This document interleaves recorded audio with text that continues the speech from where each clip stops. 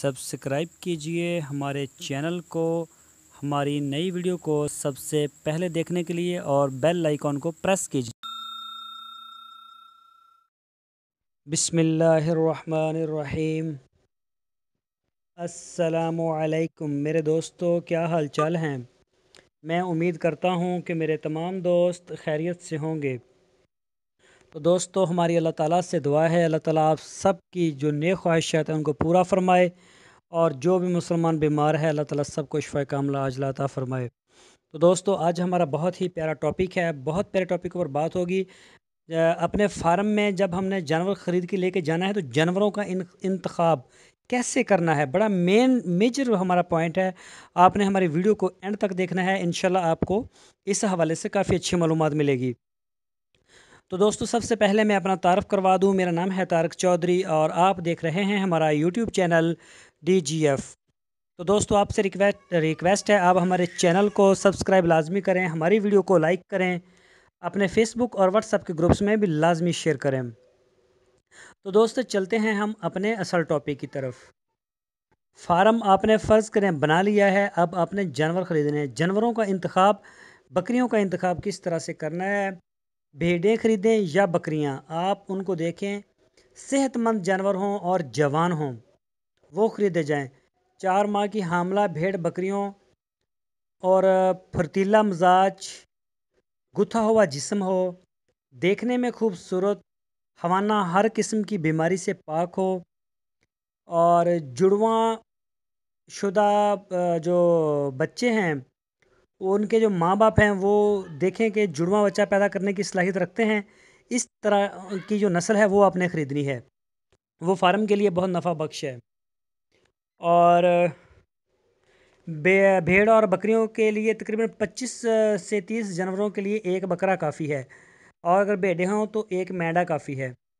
भेड़ों की नस्ल कशी में बकरा या मेंढा बहुत ज़्यादा अहमियत का हामिल होता है। सेहतमंद नर जानवर सेहतमंद बच्चों की पैदाइश का ज़ामन होता है, लिहाजा बकरा या मेंढा सरकारी फार्म से ख़रीदें जहां जानवरों की परवरिश जदीद खतूत पर की जाती है। तो इस बात को आपने अच्छी तरह से जहन में रखना है।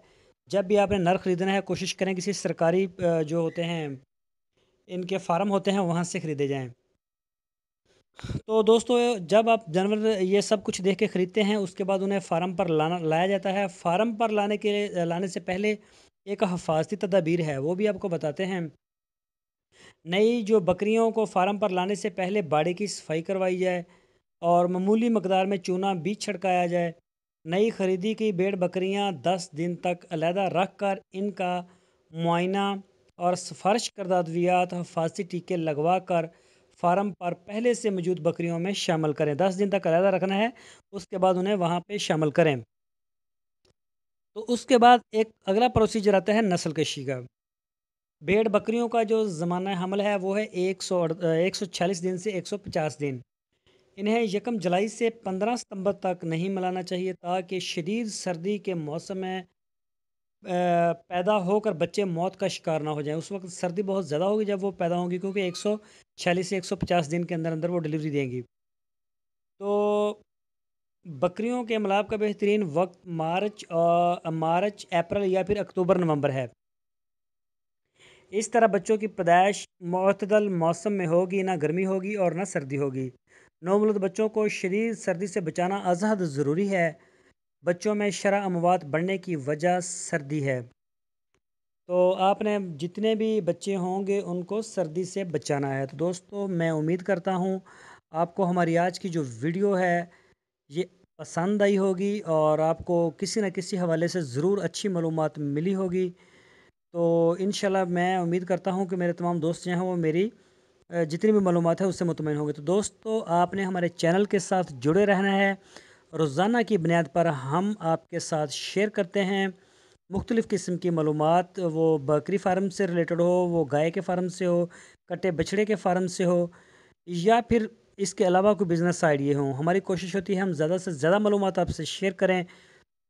तो दोस्तों, आपने इन सब चीज़ों को हासिल करने के लिए हमारे चैनल को सब्सक्राइब लाजमी करना है, और सब्सक्राइब करने से होता ये है, हम जो भी वीडियो जो भी मालूमात चैनल के ऊपर अपलोड करते हैं उसका नोटिफिकेशन आपको पहले जाता है, आप हमारी वीडियो को सबसे पहले देख सकते हैं।